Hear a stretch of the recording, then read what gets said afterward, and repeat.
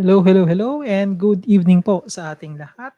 Today is February 8, a Monday edition of our StockWentuhan. So, ayan, we have just started our live session for today. Sakto tayo, alas 8 ng gabi.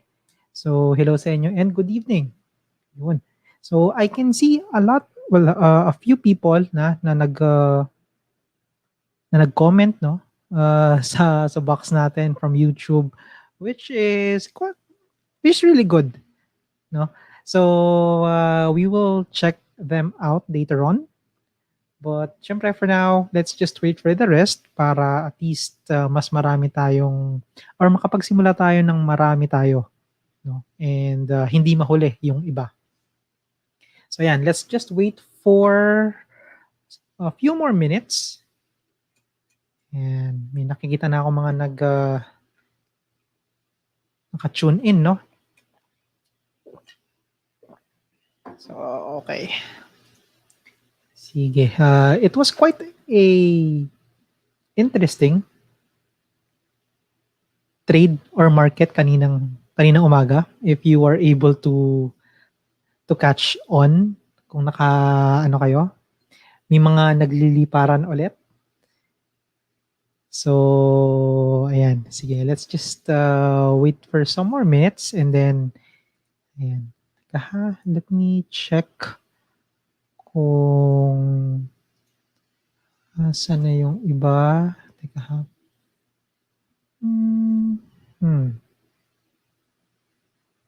Okay. Yun. Uy, ayan na. So, dumadami na tayo. That's nice, no? So, unahin ko muna, no?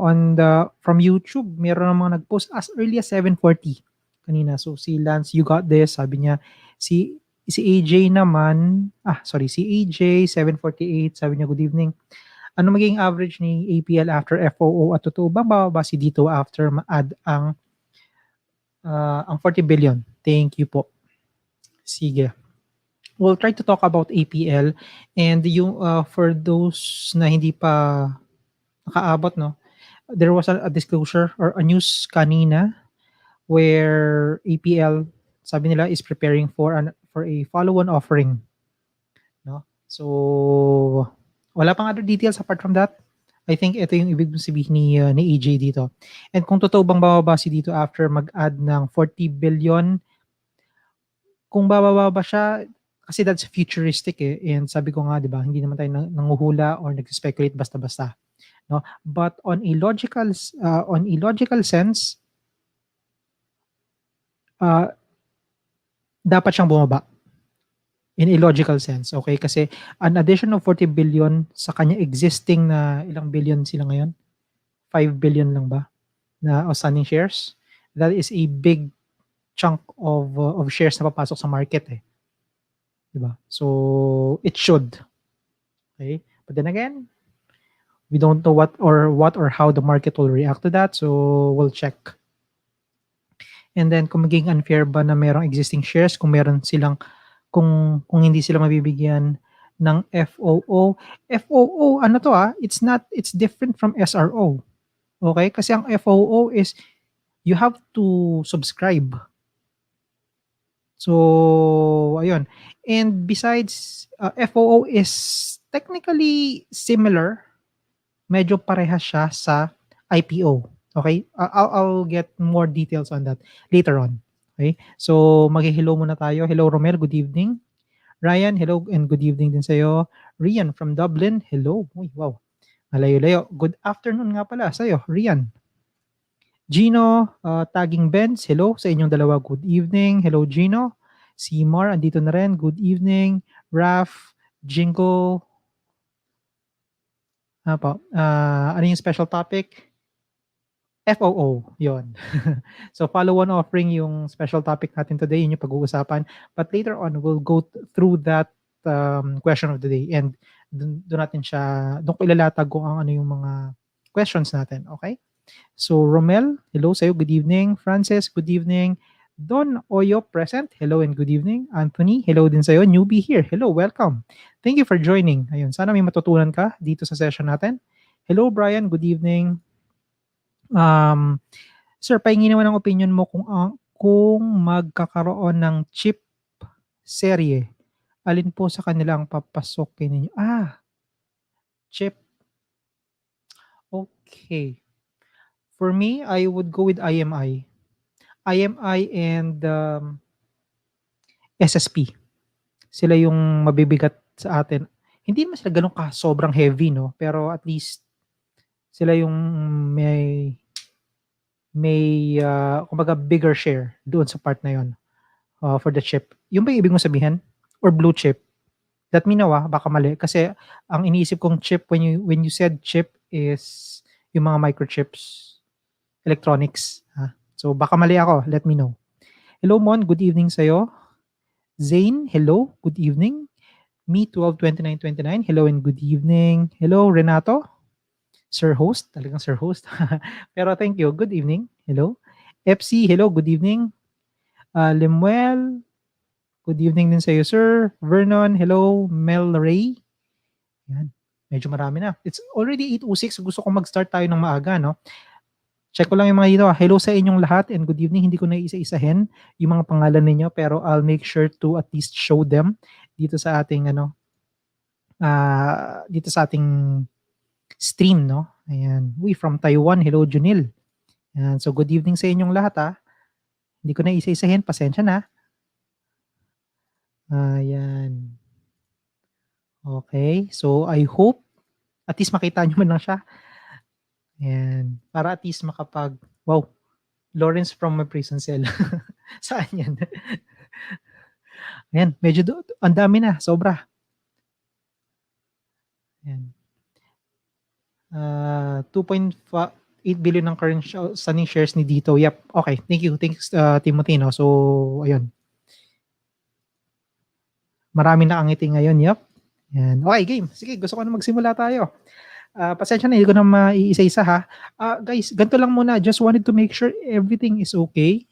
Kung malinaw, audio, ang stream natin, if everything is okay, kung may background noise, mahina ba yung boses ko or anything. Kung okay naman sa end ninyo, pa-press naman number 8, since Feb 8 ngayon. Pa-press number 8. Just wanted to make sure na okay tayong lahat. Okay?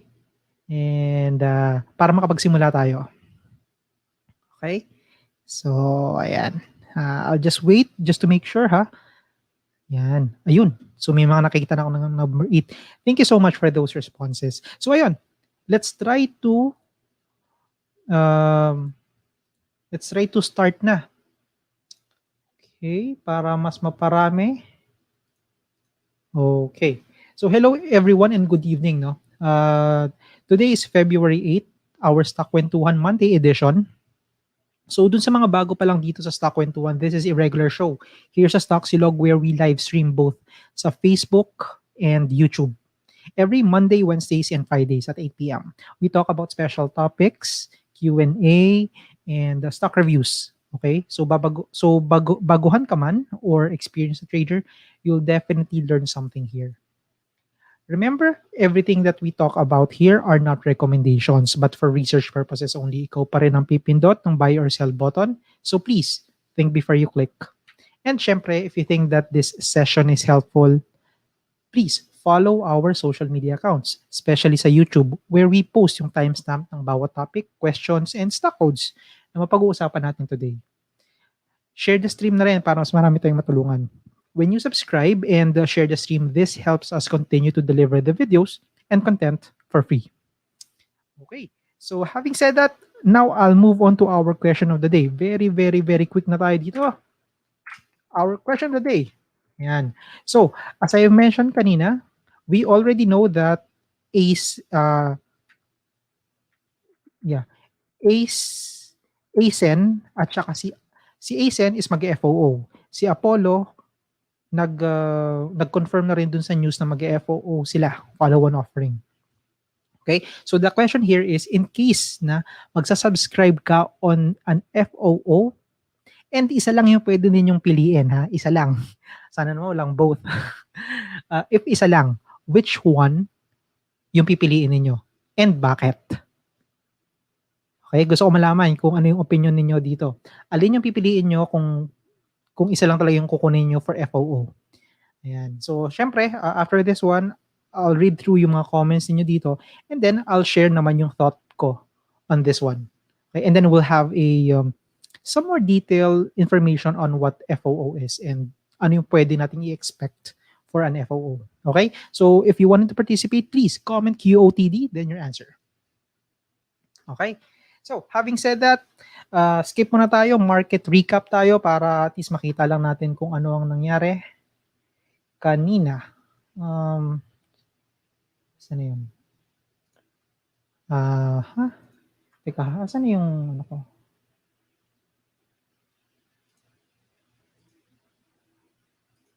Ayan, wait lang Let me check. Okay, so, market recap natin. Ayun, so, PSEI is up by around 5 points. Medyo kakatiding, 0.07% up siya today. And it's quite unusual, no? Na napakaliit lang. Pero ayoko nang masyadong paramihin pa kasi for sure, alam nyo na rin naman yan. I'll go straight to our top gainers. Okay? So top gainers natin, number 1 is Prim and PRMX. Medyo madami yung trades nila kanina. This is because of a disclosure na nailabas ng PRMX kaninang umaga, which is this one.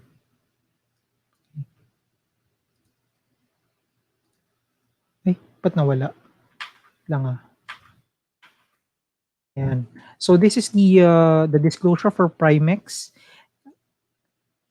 The board of directors approved to accept yung offer ng affiliate, which is the PRMX Development Corp, for the purchase of about 300 million shares common of PRMX.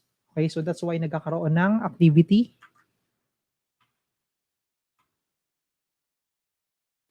si PRMX kanina, no? Yun nga lang, hindi pa kompleto yung information na yon kasi hinihintay pa kung ano ang potential effect doon sa material information na to. We will see more on this one maybe in the next few days, no? Yun nga lang, si PRMX kasi napansin ko na yan nung Friday pa lang nagkaroon ng activity, no? So PRMX PRMX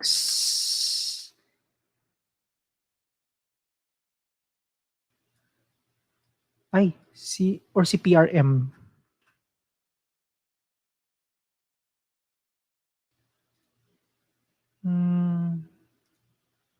Prim, ayun pala si Prim. Yan. So, nung Friday, medyo up na siya ng konti. Yung nga lang, hindi pa gaano. Yun, yung kanina after the disclosure, yun na, lumipad na siya. And it closed at around 22%. Okay? And then, syempre, as after PRMX, yung CFEU, huwag nyo na masyadong intindihin yan kasi, as we can see here, only 25 trades. So, most likely baka may nag-dispose lang yan or nag-acquire ng number of shares, kaya ganyan. Pero maliit lang masyado. The big news for today, big news or yeah, sort of, is dito. Diba? So dito close at around 16.4 kanina and nag-trade siya ng almost 2 billion. More than 2 billion trade value kanina, no? Which is quite high. Kasi usually we can only see like 1 billion Diba? But then this one na double na niya. And it is a confirmed breakout, no? Actually, breakout na siya na nakaraan and then kinonfirm na rin niya kanina. So it's quite interesting to see kung ano yung ginawa ni dito. Let me just try and go doon sa kay dito just to check or to show you kung anong ibig ko sabihin. Okay. First of all, wala pa akong nakikitang catalyst kay dito. I mean, catalyst na disclosure, no? Now, having said that, then that only tells me na ang nangyayari kay dito ngayon is basically it's just the market going crazy for this stock. Okay? When I said the market is going crazy on this stock, binibili talaga nila ng gusto. Yung stock na to because of the the same catalyst that we already know, no? The first one is of course yung result ng technical audit, which will end kailan ba? This February. And then yung technical launch nila on March 8. Okay? Yun nga lang, yung dalawa na yon, they are independent of each other. Ibig kong sabihin doon is that pumasa man or hindi yung technical audit, tuloy ang commercial launch. Okay? Now, on the technical audit, at least based on sa mga nabasa ko before, I think they have already met the target eh. Diba?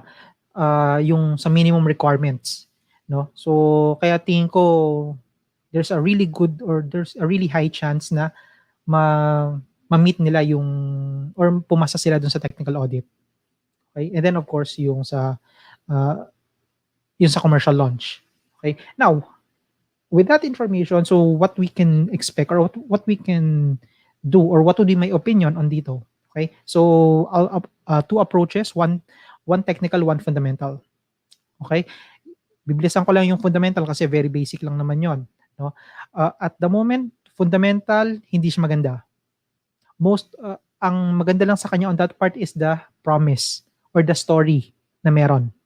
Okay? Yun yung driving force ni dito as of now. Kasi when we say a company is a sound company or a good company fundamentally, then that means the company must be earning. And as we know, dito is not yet earning. Okay? So with that, it's more on future, no? It's the story that is driving the price of the stock right now. Okay? So yun lang. Now, on the technical side, technical is very very interesting for dito, no? Kasi as we can see here, nag-break na siya nung Friday and then continue yung breakout niya. So when we are looking at a breakout play, ako ang hinahanap ko is this one. No? So this is already a confirmed breakout kasi nabasag na niya yung 1390 na previous resistance ko sa kanya. And then the next candle is a confirmation, no? Confirmation na nag-breakout na talaga siya doon sa 1392. Okay? So what do I do with that information? As always, how I trade all-time highs is very simple. 'Di ba? If bago pa lang ako, hindi pa ako or wala pa akong hawak na dito, I'll wait for the pullback. Doon ako lagi. Mapag-iwanan man ako, okay lang. At least I'll be waiting for that pullback just to make sure that yung mga gusto mag-take profit on the short term is mawala na. And then saka ako pwedeng pumasok. Okay? Provided na mag-hold itong 1392. Now, kung meron naman akong hawak na dito, then it's relatively a good news. Kasi I should hold. Diba? For a stock kasi na nag-go all-time high, okay, I know that dito is, ang all-time high niya is 1752. This one is way back 1997. Okay? And for me, kapag gano'n nakatagal, kasi usually kapag yung all-time high is more than 10, let alone 15, 20, 23 years, I consider that as moot na already. And at the same time, dito is not the same company as it was way back 1997. So I consider this one as as an all-time high already. Okay? So ayun, going back to my argument kanina or to my opinion kanina about dito, as we know, all-time high does not have a resistance. So, and that is also a good news for those na may hawak ng dito. Okay? So, that means, wala lang, hold lang. Ang pwede ko na lang gawin doon is, I'll just have to adjust my cut loss point or my cut loss level. Okay? I-adjust ko na lang siya pataas. Kung saan man siya pupunta, iangat ko lang siya. If you wanted to know more about that, meron akong video about all-time high. Okay? Search nyo lang sa YouTube. Nandoon yun. I showed there kung ano yung strategy ko, kung may hawak na ako ng stock at saka kung wala akong hawak pang stock. Okay? And I also showed there how I adjust my may cut loss or may cut price, no? Kasi hindi pwede yung cut level mo is naka-static lang yan. Dapat inaangat mo yan or dapat ina-adjust mo yan para at least ma-maximize mo naman kahit paano yung iyong profit. Okay? So yan, that's my take on dito. Medyo humaba, no? Pero I think everyone is quite happy, at least yung mga may hawak ng dito. Okay? So in summary, once again, fundamentally, hindi maganda si dito for me dahil wala pa siyang expense. Ang nagda-drive lang sa kanya is the story. Okay? That's it. However, on the technical side, which I know is maraming tao ang nag-follow sa ganun. So, yun yung driving force niya, technicals. And technicals is very, very interesting for dito. Okay? So, ayan. Now, let me... Saan yung ano ko? Ayan. So, ayan that's my take on dito. Next. Before I go to our QOTD, let's try to discuss about some news, some catalyst or fundamentals, no? I hope ma-appreciate niyo siya. On the fundamental side kasi, I think this is especially dun sa mga maglo-long term, this is very important. Okay? So, ang news na gusto ko sanang i-discuss sa inyo very quickly lang is if you guys are aware of Create Bill. Okay? So, Create Bill is a bill na naipasa na ng Senate and na kay President Duterte na for his signature. So, nasa last stage na yung Create Bill. So, what is that? Ano ba yung importance ng Create Bill na yon? So, Create Bill is essentially, ito na yung bill wherein it lowers the corporate taxes na pinapataw sa mga kumpanya. Okay, so from 30% yata corporate tax magiging 25% na lang. Okay? And in an article na binigay ng COL kaninang umaga, or at least nabasa ko kanina, they said na the passage of the Create Bill is mas mabe-benefit ito ng mga non-renewable energy companies. Sila yung mas makikinabang dito. Ano-ano yung mga non-renewable? Number 1 dyan is si FGen. Dahil although renewable energy ang business ni FGen kasi is more on energy, di ba? That we already know. However, 65% of its net profit is non-renewable pa as of now. They are planning to improve on that, no, kasi ang target talaga ng FGen is to be renewable energy na. But it would take time syempre kasi they have invested heavily na rin from before. Second is AP, Aboitiz Power. They have about 52% naman yung exposure nila on the non-renewable energy. And then there's also SCC, from there Kalaka 1 and 2, and Meralco as well. Although si Meralco hindi siya power generating, pero affected pa rin siya because of the OSD. Okay? So, ayun, this is a really good news para doon sa mga, actually sa buong sector ng power. No? Kasi I think halos lahat naman sa kanila is mag-benefit dito. Okay? So, ayun. Yun lang muna for this one kasi mas excited ako dun sa topic natin for today. I just wanted to show this one to you para at least you are aware. And if kung may hawak kayo ng mga power stocks na ito, at least you know something about them. Okay? So, ayan. Now, let me go back to our question of the day. Ayan. So, sabi dito, in case you are subscribing to an FOO and can only choose one, which one will you pick and why? Doon sa mga bago pa lang na naka-tune in sa ngayon, ang tinutukoy ko rito is ACEN. Although we all know that there's an FOO coming for ACEN. Si Apollo, it is quite new kasi kanina they have confirmed a news na mag-FOO din si Apollo. Okay, kaya sinama ko siya dito. So ACEN versus Apollo on FOO, which one will you pick and why? If you wanted to join, comment QOTD, then your answer.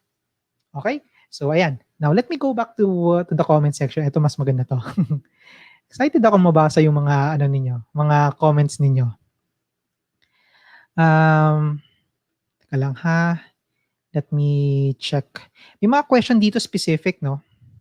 Gusto ko muna, ay sige, mamaya na lang. Tatry kong balikan kayo yung mga may question about FOO. QOTD muna yung mga sumagot doon sa question. Sabi ni Nicey, definitely ACEN siya. Okay, so maraming team ACEN yata siguro dito, ano? Kasi napansin ko kanina dun sa comment box eh. Puro ACEN eh. ACEN pag may pera pero mostly EPL kasi kayang-kaya ang buying power. Okay? ACEN din for January. Ryan, QOTD ACEN kasi may bodega na kasi may bodega base na. Makes sense. That's yeah. That's a good approach or that's a good logical reason. ACEN for safety and long term. ACEN because of its renewable energy. Yeah, magkaiba kasi sila ng ng line of business, no? Si ACEN is more on the power generation while si Apollo is more on the ngayon nagiging oil exploration na sila eh. Or hindi, sorry, mining na pala sila, no? ACEN, clear picture and project income projection. Okay, ACEN, Ayala is Ayala for long term. Okay.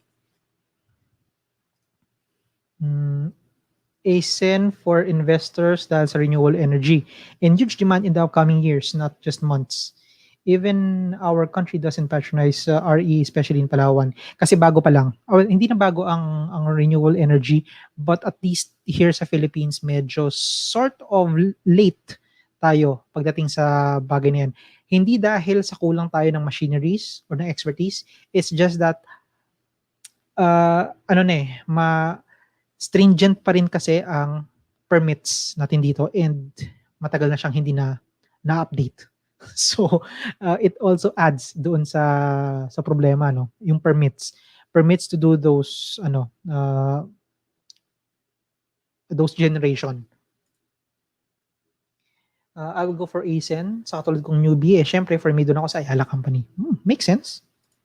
Stability, no? Harley, you're late. And ACEN for FOO, Ayala companies are tried and tested for decades. Yung EPL kasi though may catalyst, di ko type yung mining sector.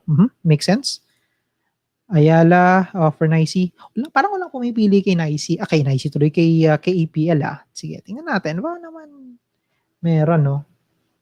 Growth, infusion of international assets, Bulacan Power. Bulacan Power buys 23 million. That's part of the deal nung pangalan nito with nakalimutan ko yung pero there is a this is normal actually yung Bulacan Power buys 23 million shares, part of the deal yan, so it should not be a major contributor, no, doon sa pagtaas or pagbaba ng ACEN. Ayun, may nakita na ako finally, APL, no? If this is iron ore, will sell to China, potential talaga. Okay, actually hindi lang China ang market ng APL for this ores kasi even any developing countries would pick it up, no? So hindi lang China, it could be Vietnam, Indonesia at saka Thailand. So, pasok din sila doon. Si Raf naman, Pico APL having a big potential for mineral deposit for 47 years. Okay. Malapit nang okay. This for dito, ano pa ba? QOTD 1229, ACEN. AC affiliated kasi. Clear direction. Okay. I would go with APL. Sabi ni Vernon, bukod sa mura, the purpose of FOO is acquisition of equipments for its use in operation in the near future, while ACEN is looking for a vision of becoming the leading renewable energy player in Asia. Okay. Yeah, for that FOO kasi kailangan nila ng funding, no, para doon sa equipments na gagamitin nila for the exploration. QOTD would choose ACEN, better potential going forward. So, okay. And mas magandang future prospect dahil sa green energy, sabi ni John Churchill. Ano pa ba? Kay Marisa, ACEN, Richard, ACEN, J Prime, ACEN if may budget, but APL kasi mas affordable, malaki potential. Ano pa ba? APL, nakakuha na ako kay ACEN. Okay. So, diversification na lang, no? Okay, makes sense. Ito naman baliktad, si Ayon, kasi ACEN daw siya dahil meron siyang APL. Okay. Ayan. So, FC, ACEN, no? ACEN all the way. Okay. Ian Ray, ano ang possible effect ng FOO sa current price? Pag-uusapan natin yan. So, part yan na magiging opinion ko. Tinitingnan ko lang yung mga iba pang mga comment dito. No? Low cost of investment and high ROI for Apollo. Isa pa pala ang degree ko is relative to environmental preservation. Go for ACEN. Okay. Yeah. Makes sense naman, syempre. Kesa dun sa isa na bad for environment. Okay. Kay Pong, APL kasi ipit ako sa 0.28 para makapag-average down. Okay. Pero ito lang Pong, wala pang nilalabas na presyo ang FOO. Okay? So, hindi pa natin alam. For Rhea, APL, dami na. Both. Ito si Joey makulit sabi ng bawal ang both Pero yeah, I do appreciate that. ACEN kasi Ayala. Okay. Brian, APL, tingin ko mas mabilis tataas sa income kesa ACEN. We don't know the future, so but makes sense. I think I know your logic about it. Pwedeng pareho, depende sa price action. For Simon, ACEN, since Singapore investing 20 billion says a lot and excellent corporate governance and vision, a lot more reason to state. Okay.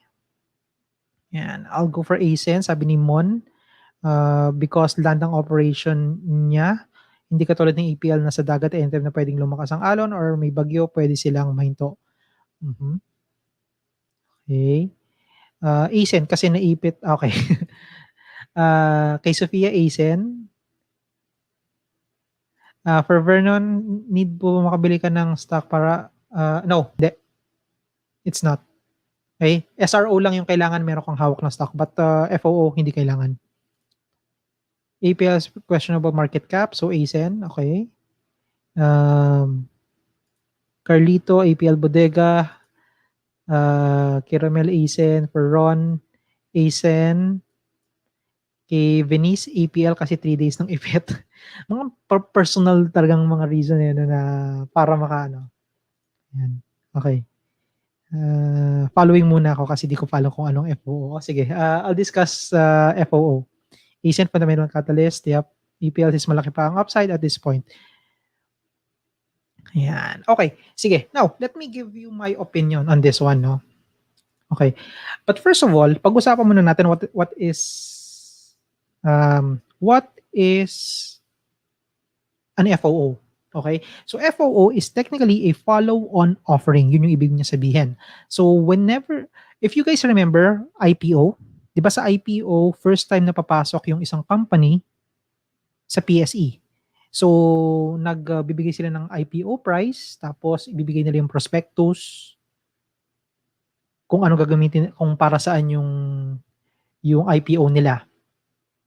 Okay? Or kung bakit sila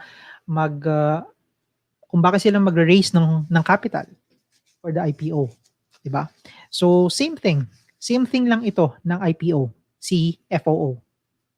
Okay? The only difference is that sa IPO kasi, hindi pa sila listed, gusto nilang ma-list sa PSE. Okay?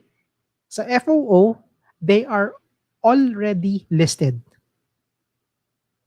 Pero kailangan nilang mag-raise ng additional fund so that maglalabas ulit sila or magbebenta ulit sila ng additional shares to follow on that IPO. Kaya siya follow-on offering. Okay? Just like IPO, anyone can subscribe.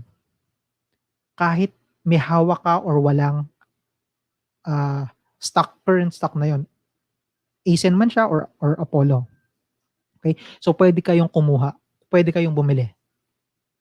Okay? Now, another thing. Ang follow-on offering, as I've mentioned, is similar to IPO. That means sa broker ninyo siya bibilhin. So magkakaroon ng papakita ko lang. So for example, sa Call Financial, I think siguro marami sa inyo nasa COL pa, no? Para at least mapakita ko sa inyo kung ano yung pwede niya maging itsura. Saan na ba yung ano ko?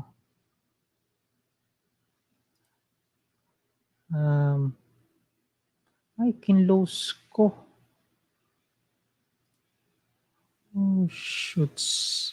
Okay, papakita ko sa inyo yung last na FOO na nangyari.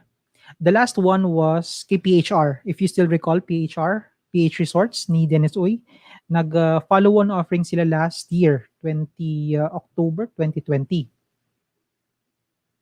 No? Ito.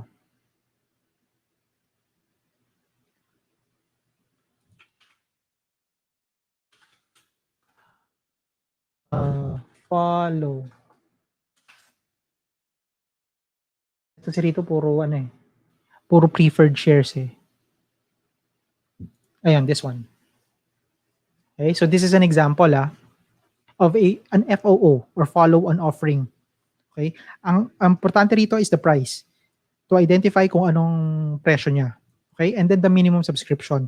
Kay PHR nung nakaraan, minimum niya is 10,000 shares. Tapos, pwede ka na kumuha 1,000 shares after. Okay? And then may listing date.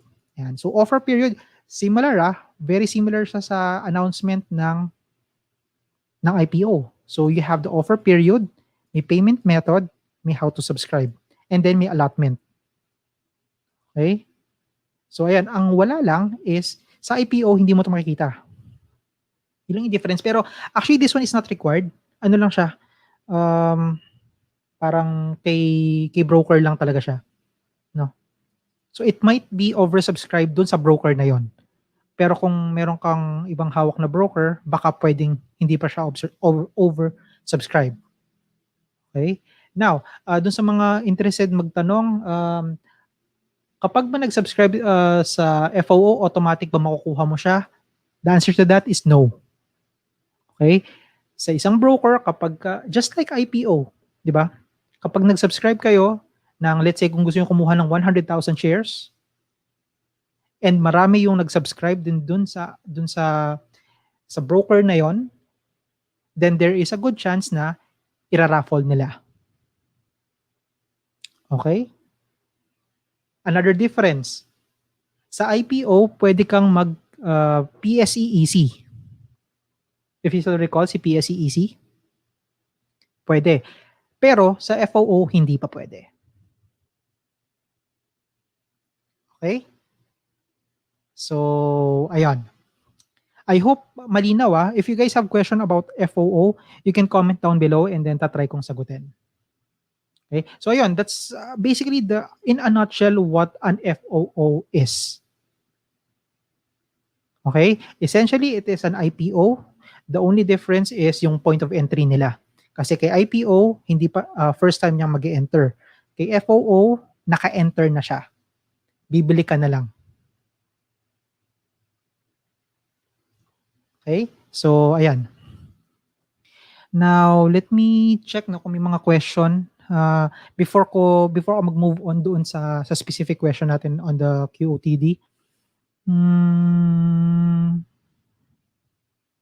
Teka. Sabi ni Kamatisman, may date na ba ang FOO ni ACEN? Wala pa.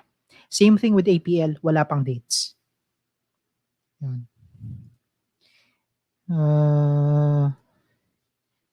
Okay. Ayun. So sabi ni Nene dito, pa-explain naman ng FOO kung positive ba siya sa current price. To answer that, Nene, no. Hindi siya positive sa current price. No? Kasi ganito siya.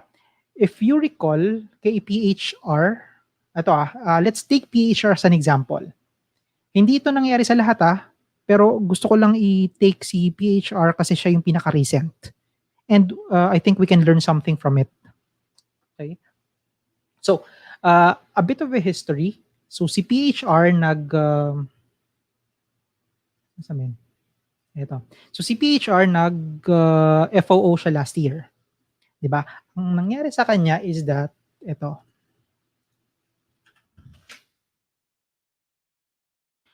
Was kailan to? October 10, 11 So, let's take that October. Ayan, ito. Okay? So, I believe na-disclose na-disclose ang market na magkakaroon ng FOO si PHR noong October 19. Okay? The next day, lumipad yung presyo after that announcement. Okay? Lumipad siya by about 20% something. Ay, hindi yan. Asan yan? Ito. By about 27%. So lumipad siya by about 27%. You might be wondering bakit siya lumipad? Simple. Dahil ang presyo na binigay ng PHR for the FOO is 1.68.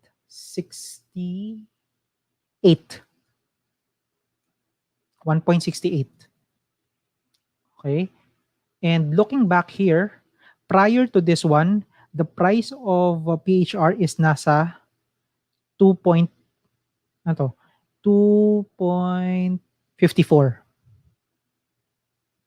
Okay? Now, bakit siya relevant or bakit importante yung detail na yun? Kasi ganito, if on the follow-on offering, ang presyo is 1.68 again, no? So yan, 1.68, then kung may hawak pala ako ng PHR noong October 20 at its current price nung araw na yon, then technically, upon the FOO, up ako ng 1.68.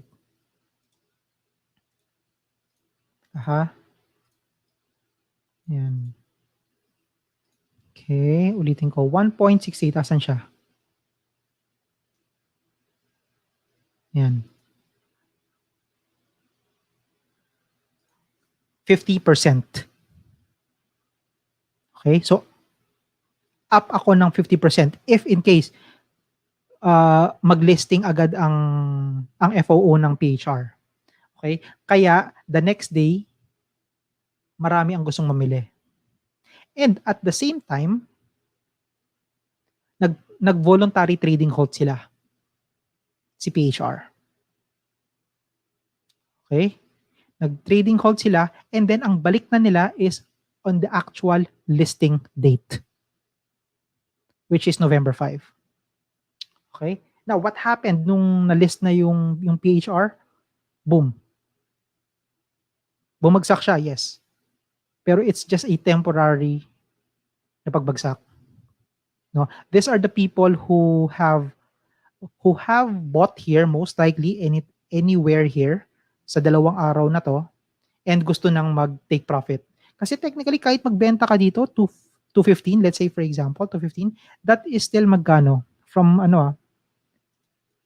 from 1.68. Yan. That is still about 1.68.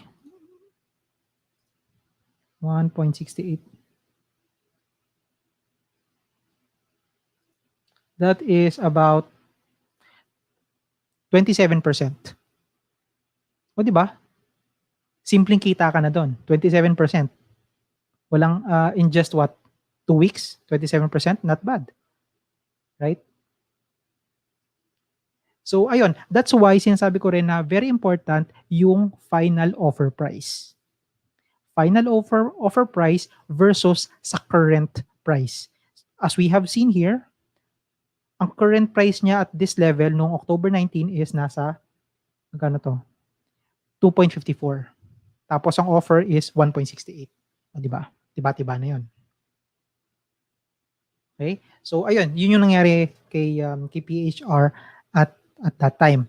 Now, dun sa question kasi ni Nene kung positive ba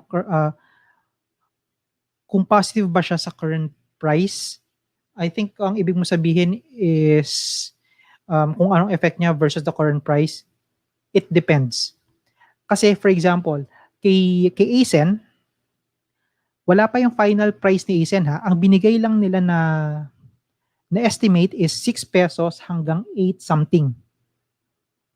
8 something. Nakalimutan ko may butal yon. 6 pesos hanggang 8 something.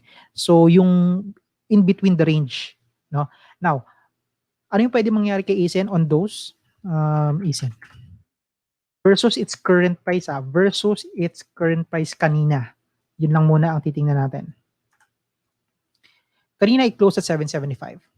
If let's say ACEN decide sila na they will take the lower end of the estimate na 6 pesos, then that's a good catch na. Okay, kasi ang ibig sabihin nun, if bibili ako ng ACEN, I can buy it at 6 pesos. Versus the current price rate now na 775. Okay? Now, how about dun sa more expensive side naman ang pipiliin ng ACEN? Hindi ko alam yung butal ng 8 something pero let's just take for example 8 pesos na lang siya. Okay? Para at least whole number. Then that means ACEN is doing a follow-on offering on a premium. Kanina kasi kung 6 pesos, it's on a discount. This time, kung 8 pesos, on a premium naman mangyayari sa kanya.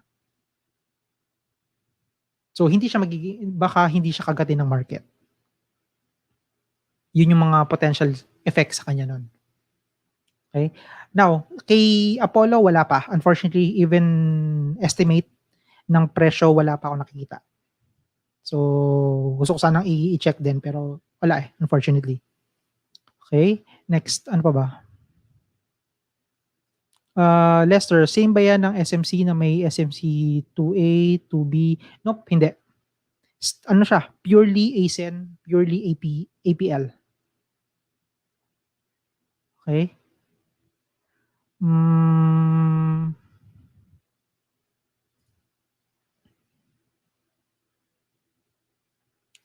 Milo, walang kinalaman ang SRO doon sa part na yon. No? Same mechanism, quite same mechanism on the retail end na meron tayong additional shares.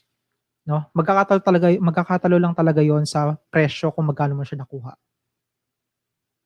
Okay? Sabi ni Romel, FOO would dilute the shares and reduce the price. Yeah, merong dilution element doon. Depende hindi. Actually, hindi. Hindi depende. Magkakaroon talaga kasi it's an additional shares sa market. No? So, kumbaga yung value ng pera mo per share, liliit. Yun yung tinatawag na dilution. Okay? Sa FOO ba, may priority ba ang mga broker kung sino bibigyan? That is for the broker to know. Hindi ko alam. But I don't think so kasi it would be detrimental for them. Kasi baka ang lalabas is mayroong favoritism. Okay? That's for the general The general thought lang yon yung favoritism. However, let's also remember that some brokers have what we call para mga loyal customers. I'm not sure if it's still in play. Either loyal customer or mga big customers na they'd like to kasi technically the share is for them to distribute. So nasa kanila kung paano nila gustong gawin 'yon. Sorry, medyo out of the topic. Speculation for dito, what factors contributed to its uptrend in the past few days? Na-mention ko na siya kanina, Jing, no? Ang opinion ko diyan is basically more on story lang, no?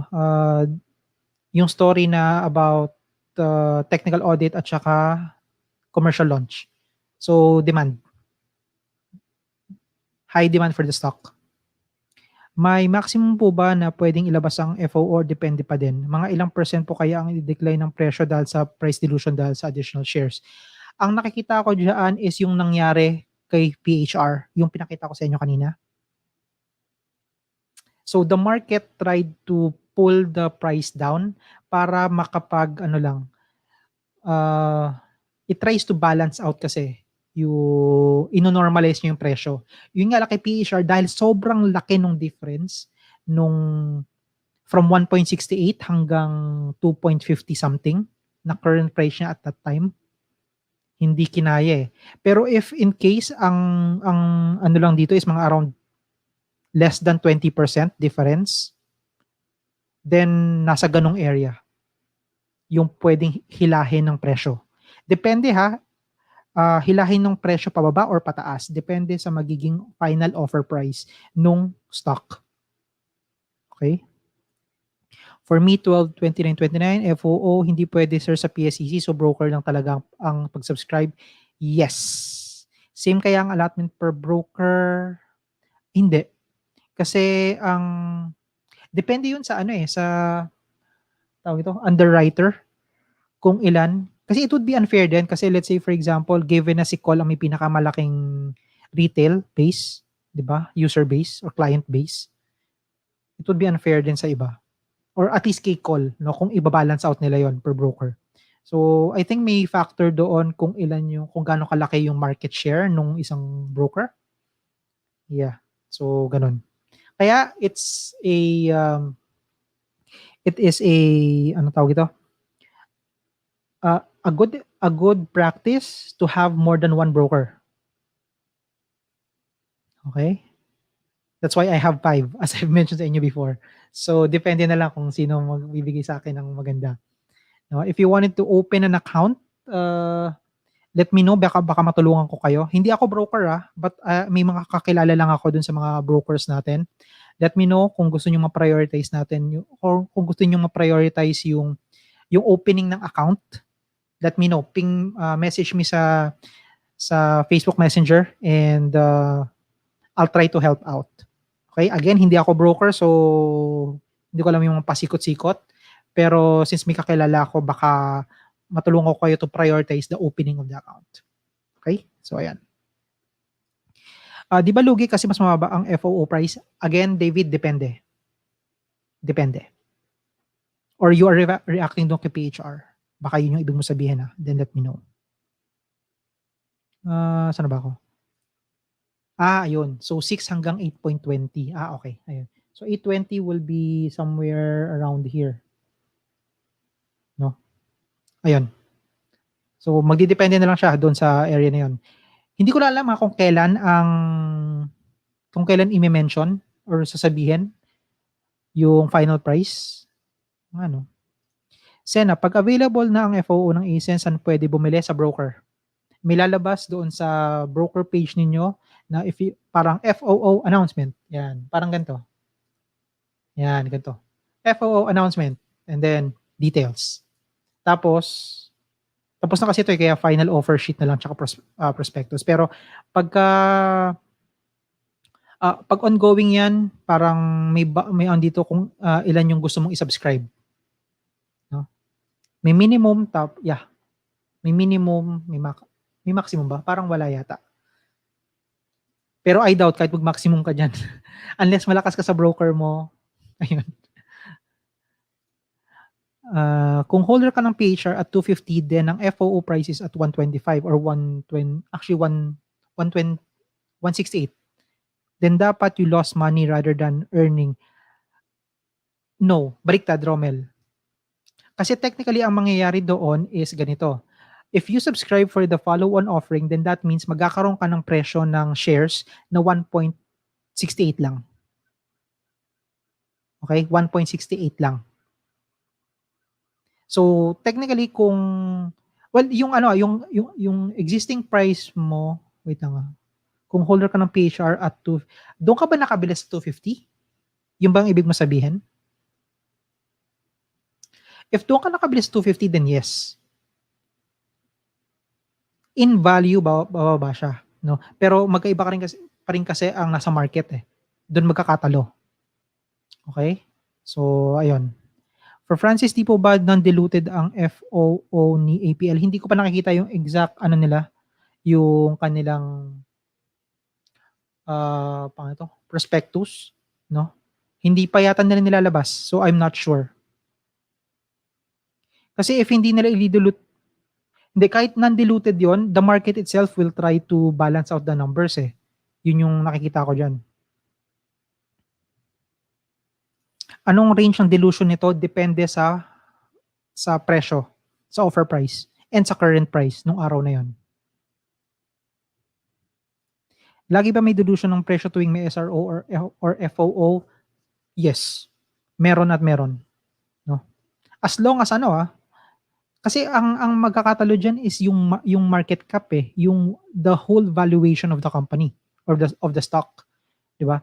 Remember, SRO and FOO are introducing new shares sa market. So that means yung kumbaga instead na meron lang sanang 10 shares na nasa market, so tigi-tigisa kayo, ngayon magkakaroon na ng let's say 20 shares. So yung presyo mo at ng isang share liliit na, and that's what we call dilution. Okay? But then again, remember yung part na yon is still based sa market, no? Hindi siya automatic na biglang 0.50% off ka, hindi. Sa market pa rin. Kung ibababa ng market yung presyo, then yun yung mangyayari. Kung gusto nilang itaas yung presyo pa rin despite the fact na may dilution, then market pa rin yung masusunod or market pa rin yung mangingibabaw. Kapag in-announce ba ng ACEN FOO price is 6 pesos, ano bang possible na galaw ng price ng stock? 6 pesos at today's price na 7.75, then malamang mag-aala PHR yon na mamimili ang mga buyers, no? Kasi at 7.75, that is already how much? From 6 pesos, about 30%. Potential 30% up sila kung sakasakali. Diba? So there's the demand, no, for a quick profit pagka ganun. Ito ba yung mag-a-ask the broker if you will be participating? Yung may prompt sa message? Yes, exactly. That's the thing. Yep. Yun. Almira, ipita ko BSC, later on na lang yan, Almira. Edric, depende yan sa X-date. Check the X-date of the stock. Okay. Tama po bang FOO price is dapat below the current price of the stock? If not, it will not be feasible for an FOO to happen. Jov, no, not necessarily. It's the company's prerogative kung magkano yung presyo na ilalagay nila. Okay? So, ACEN for example is between 6 hanggang 820, 'di ba? So, between those two, any of those, no? Hindi pa ako nakakita exactly na mas mataas yung presyo ng offer price doon sa current price hindi pa ako nakakita noon. Pero technically it's possible if they want to. Kasi halimbawa, kunwari ako company, kailangan ko ng pera and ito talagang kailangan ko, then kahit na mas mataas ako on the current price, ilalapag ko pa rin siya at that price. Wala eh. Ganun talaga. Diba? Yun nga lang, ang magiging sentiment nun is negative kasi parang ang magiging isip ng tao is, bakit ako magsasubscribe dyan na mas mahal if I can buy it at market price right now ng mas mura? So, doon na lang sila magkakatalo. PHR lift your flooring threshold nung nag-opens ng trading after FOO. Possible din ba ito kay APL? Remember, ang nangyari kasi kay PHR is nag-voluntary trading halt sila. Okay? If APL does that as well, then most like pwedeng ma-lift. Okay? So yun yung reason kung bakit na-lift. Hindi dahil sa FOO. Sabi ni Mon, bawal yan, Sir Fixer. What do you think about shorting in the Philippines? It will be exciting. Pero matagal ang adoption yun, tingin ko. For bench, anong reko na broker? Of my 5 brokers, okay ako with First Metro, yung nakikita nyong madalas yung ginagamit. AP Security, Alpha Papa ha. AP Security, Phil Stocks, and Call, actually. Yung isa kasi hindi ko masyado nagagamit kaya ayan.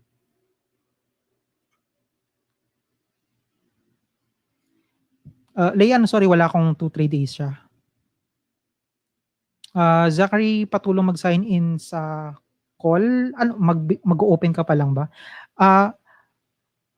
Ganito, message me sa Messenger and then I'll try to help out.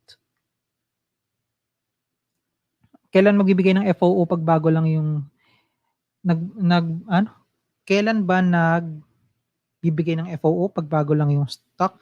Actually, ang follow-on offering is kung kailan niya trip. It could be 2 years after, it could be 5 years after, it could be 20 years after. Depende yun sa sa company. Okay. What will happen sa current price if the FOO price is below the current price? Most likely, hihilahin siya ng market in attempt to normalize the price. Yung napansin natin kay PHR, yun, ganon. Again, didepende siya doon sa presyo. Presyo ng current price at saka presyo ng FOO price. Wait lang Sige, before I go back dun sa comments ninyo, hindi ko pala nasasagot, no? Anong gagawin ko dito? Okay, so 2 things. Sayang, no? Hindi pwede yung both. My take here is this. If I'm gunning for a short-term trade, ibig ko sabihin is mabilisan lang, within days, week or 2 maybe, I would go with Apollo. Why? Kasi masyadong maliit yung market cap nito. Mas madali siyang pagalawin. Okay? For long term, I would go with ACEN. Okay? So very basic, di ba? Yun lang yun. Ayan. Pero if I can, again, ang magiging basis ko dito is the offer price. Kung saan yung offer price. Doon ako magsasubscribe. No? Kasi kung tumaas siya or almost break even, baka hindi, di ba? So, didepende ko dun sa presyo. Kaya excited ako malaman kung magkano ang magiging offer price nila. Yan. Okay, ano pa ba? Possible price ni ACEN dito pagdating ng December, yun ang hindi ko po alam. Walang nakakaalam niyan, unfortunately. Bakit ang FOO isang company good sign ba yun or bad sign? Depende kung saan ka titingin, David, no?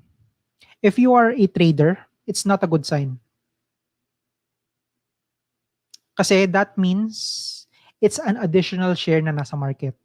So liliit yung value mo, madidilute yung value mo, yung value ng shares na hawak mo. So it's not good. Okay? For the company, it's good. Well, technically, kasi the most 99% ng reason kung bakit nila kailangan nun is because they need to raise funds to do something. And for these two, ACEN tsaka kay Apollo, kay ACEN, they need funds to para dun sa mga upcoming projects nila. Kay Apollo naman, they need equipment. So more on parang investment on them para ma-meet nila yung mga targets nila. So yun, depende kung saan ka nakatingin. Kay Levy depends on the offer price and its effect on the outstanding existing share but would rather go with APL. Too much dilution on ACEN. Wala pa rin ba kayong videos, sir? Levy ng Sorry, what do you mean by video? Ng tawag ito? FOO ba yung ibig mo sabihin? Okay. So let me know. For Christopher, any ideas sir on DDMP REITs IPO? Ito lang. I always buy IPOs, and at the same time I am collecting I'm collecting REITs. So definitely I'll be buying. Okay? Idea, I'll share that to you, may video akong ginagawa, no? Pero hindi pa siya up kasi hinihintay ko yung dates. Wala pa yung dates. I know may lumalabas na, may nagsi-circulate ng dates, parang February 9 yata, something. Tapos listing is February 20 something. Pero wala pang confirmation ang Double Dragon doon. So most likely, ewan ko kung saan nila nakuha 'yon. No? So wala pang dates. Okay. Lahat ba makakabili ng FOO price unlike kay SRO? Lahat makakabili, yes. As long as mag-subscribe ka. Ang katalo mo na lang diyan is kung mabibigay ba sa'yo kung mabibigyan ka ba ng shares and kung magkano mabibigay sa yung share. Yan. Kasi again, it's similar to IPO. So alin po ang better, buy now before FOO or buy after FOO? Alin ang magbe-benefit? Sa akin kasi I don't subscribe to sa ganyan eh. I would rather wait na lang. That's a speculative question kasi. Speculative in a nature dahil hindi ko pa alam kung magkano yung presyo and yun yung main basis ko eh. Diba? So, ayun. Kung ako tatanungin mo, I will rather wait. I'll wait. Tsaka walang bearing kung magkano, kung binili mo siya ngayon or bibili ka sa FOO kasi technically independent kasi yung presyo niya to its current price right now. 237 AP ng ACEN ko. What if bumili ako ng FOO na 6 price nila? What is AP? Kung nakabili daw siya ng 237, okay, sa baba, sa 237. Bibili daw siya ng 6 pesos. Ano yung average price? Okay. Then technically, ganito. Multiply 2.37 times the number of shares na meron ka. Plus, multiply mo din yung 6 na price sa kung ilang shares ang kukunin mo or ang ma-award sa'yo. Combine those two divided by total number of shares combined. Ganun lang siya. Pero looking at the numbers, definitely it will be more than 2.37, less than 6%, and less than 6 pesos. Yun na lang siya. Dapat holder ka daw the day before the ex-date, not during the ex-date. Dun sa nagtanong about dun sa ex-date, sa dividends, yes, that's correct, yung sinabi ni Lemuel. Before. Not a reco, but which broker of yours do you see na mataas ang percentage na magbigay na yung base sa requested shares nyo for FOO or SRO second offering? Tapos na ang SRO second offering, Levy So, wag na tayong maghintay noon dahil wala na, tapos na yon. For that, hindi kasi ako nakabili ng PHR noong nakaraan. Hindi ako nakabili. So, dahil hindi ko lang siya trip, wala lang. And tinamad yata akong mag-open ng account nun. Walang specific, talagang tinamad lang ako at that time. No? So, hindi ko pa masabi. Kasi, Levy, ito depende talaga yan eh. Kasi minsan, even if, let's say, for example, bigyan ka ng maximum amount ni call, the next time, pwedeng hindi ka bigyan ng maximum account. Kasi I believe it's random. Kung magkano lang talaga yung mo. So, kaya yun. If 6 pesos ang FOO ni ACEN, why you said at current price at 7.75 mag-buy ang sentiment ng market if you can buy it at 6? Sorry Grant, hindi ko na-gets. If 6 pesos ang FOO ng ACEN, why did you say na ang current price at 7.75 magbabuy ang sentiment ng okay. I see, gets ko. Okay. Kasi ang habol nila is not the current price. Ang habol nila is the 6 pesos. So magbabuy sila dahil gusto nilang mag-accumulate. Oo nga no, yung sinabi ko kanina.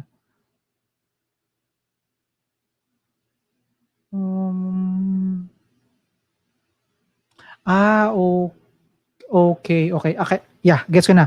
So yung kanina yung sinabi ko, Grant, you're right. Mali ako dun sa naging ano ko. Pero ang general opinion ko dun is that ganito. Because of the high demand, ang namimili nun is yung mga gustong mag long term.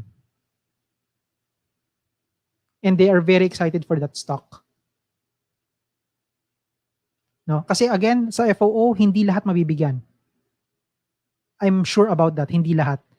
Kasi kung mataas ang demand doon sa stock, just like what happened kay PHR at that time, sobrang taas ang demand. I think ilang times oversubscribed yon. Then parang ganon, might as well, wait na lang. No? So parang ganon. Pero yeah, you're right about dun sa comment ko kanina. Mali yun. Next, possible po ba na mag-get a full allocation ng FOO? Depende sa broker mo. Depende talaga yan sa broker. Flooring na naman, baka lalong tumaas ang BP. Depende, tingnan natin. Anong mangyayari kaya sa stock price ng ACEN after disclose ng final price?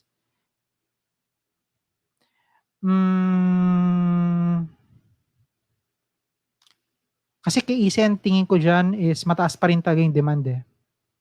So a lot of people will still try to buy it out. No? If halimbawang 6 pesos siya, on that day tingin ko bibili. I mean, mamimili yung market, pero it will be a red day pa rin. Kahit may mamimili. Kasi I think mas maraming magsisell given na 6 pesos lang siya on the upcoming FOO. Check ko sa EPS. Meron ako. Okay. Okay. No problem. Okay. Sige, ganito na guys. Medyo humahaba na tayo. I know marami pa kayong mga tanong, no? And I do appreciate yung mga comments niyo kanina. Yun nga lang, syempre it's already 9:12. So, gusto ko nung pagbigyan yung mga kasama natin na magtatanong about sa kanilang stock request. Okay? So, with that, please comment your stock codes below. Ayan na, we will be starting. Okay, so comment it down, and then, syempre, while you are doing that, let me just remind everyone, no, everything that we talk about here are not recommendations. Okay? But for research purposes only. So, ikaw pa rin ang pipindot ng buy or sell button. Think before you click. Okay? And syempre, if you think that this StockWentuhan is helpful, please follow our social media accounts, especially sa YouTube where we post yung mga timestamp ng bawat topic, questions, and stock codes na pag-uusapan natin today. Popost ko yung link sa comment section below. Share the stream na rin para mas marami tayong matulungan. When you subscribe and share the stream, this helps us continue to deliver the videos and content for free. Okay, so pa-share lang guys para at least mas marami yung makapakinig and mas marami tayong mga newbies na matulungan. Okay, so having said that, let me go back. Hanapin ko na yung ano natin Saan yung stream ko? Ayan. Okay. So, let me try. Iangat ko lang medyo marami. Pasensya na dun sa mga additional na tanong Pasensya na talaga kasi para naman din dun sa mga nag-aabang ng stock codes natin o StockWentuhan stock review, sila naman. Yan. Okay. Okay. I'll start here. Kay Tranky, sabi niya, good evening. PHR at MM. Salamat. Okay. PHR. Okay. Kay PHR, no, okay. So for PHR, at least maganda na nag-breakout na siya kanina. PHR. Yeah. Nag-break na siya kanina. Na-break na niya yung 38.2 level ko, which is 2.75. Okay? However, medyo concerning lang sa akin na despite the fact na nag-break siya, yung volume is very low. Okay? So, if may hawak akong PHR, I'll hold. I'll hold. No? Pero, I'll set my cut loss at 2.75. If wala naman akong hawak na PHR, I'll wait. Mag-aantay ako ng pullback. And yung pullback dapat above 2.75. Okay, and then my target will be 323. Okay, next, MM. For MM naman, ayun, so ang range ko sa kanya is between 580 hanggang 814. And right now, the stock is already at 706. So green siya kanina, no? Almost 4% up siya kanina, which is quite good. No? If I have MM, I'll hold. I'll set my cut loss at 650. Kung wala naman, I'll wait. Hintayin ko siya sa 580 or 6 pesos. Saka ako bibili. And still, ang target ko for both is 814 or 8 to 815. Yun yung magiging range ng target ko for MM. For John Churchill, MM, tapos na, PGOLD. Nakabago na ba ito si PGOLD? Kasi, nakabalik na ba siya? Wala pa. Well, yeah, medyo nakabalik na siya dun sa taas. Kaso almost doji na naman siya kanina, no? Nakakalungkot naman tong si PGOLD. I was expecting a lot dito. Yun nga lang kasi si PGOLD, I think, ang nangyayari sa kanya is because cyclical stock kasi itong si PGOLD eh. Bumababa siya pagdating ng November, December, January. Although February na ngayon, so dapat pabalik na siya eh. So, I'm not sure kung bakit, no. The value is relatively okay for this stock, no. Ang range ko sa kanya is between 38.50 hanggang 44. If may hawak akong PGOLD, I'll hold, no. Yun nga lang, I'll still watch out dito sa 38.50. Dapat mag-hold pa rin ito sa kanya. Kasi at least right now, I can see na medyo nagkakaroon na siya ng higher highs. Higher lows. So kailangan talaga niyang i-sustain ito. And mag-hold itong 38.50. For NIKL, Converge.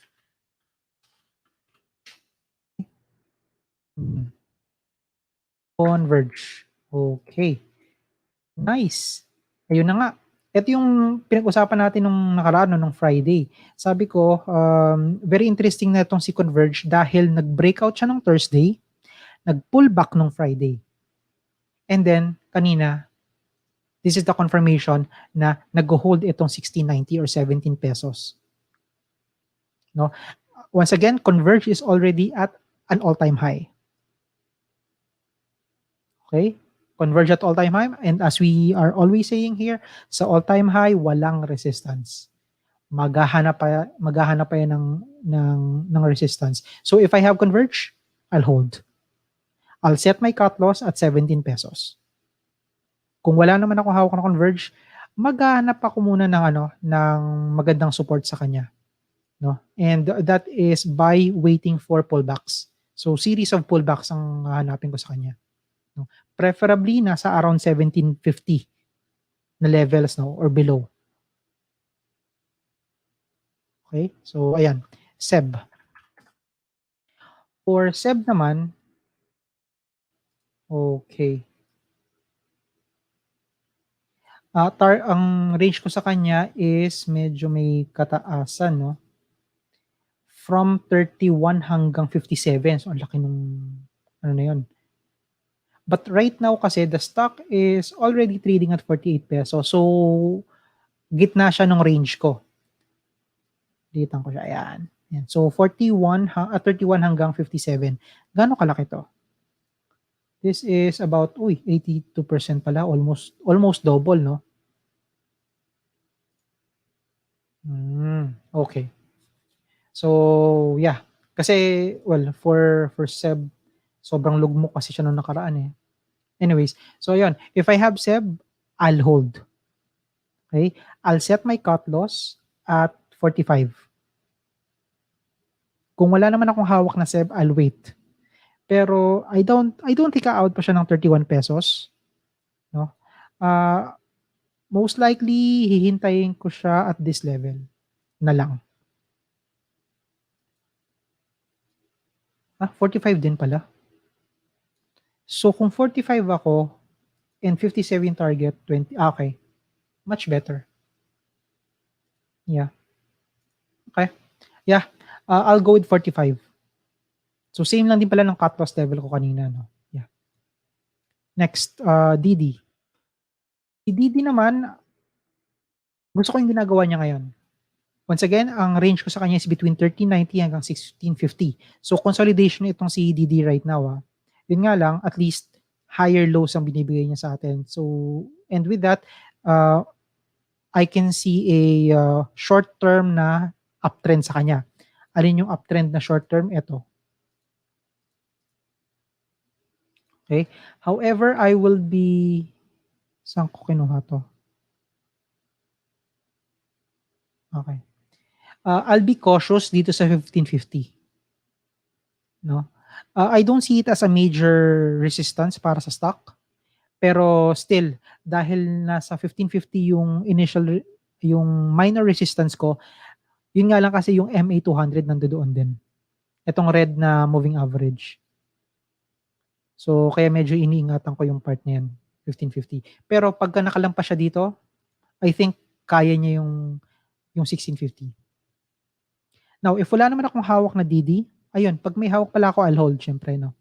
And then I'll set my cut loss at 1450. Kung wala naman, I'll wait. Maghihintay pa rin ako sa below 14 pesos. 14, nasa 13.90 to 14 pesos. Doon pa na ako mag-aantay. Okay?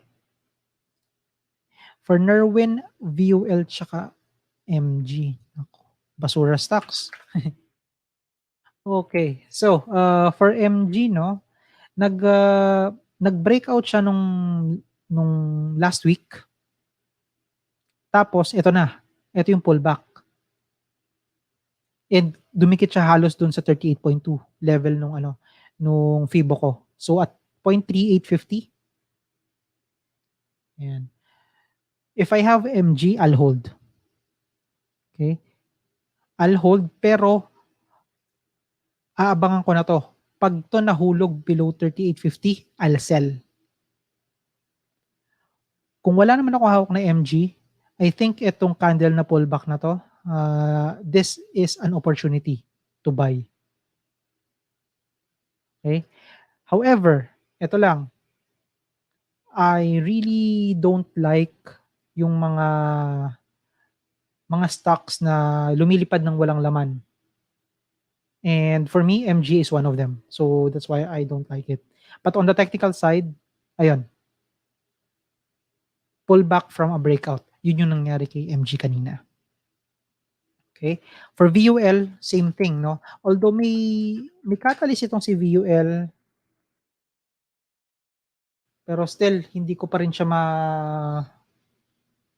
at least on my personal opinion, it's not strong enough yung kanyang yung kanyang catalyst eh. So I would say no pa rin sa stock na to, no. However, on the technical side, nagano na ba siya? Is this an all-time high? At least nung Friday? All-time high ba to? Ay, hindi pa. Hindi pa siya all-time high, no. Ang all-time high niya is here.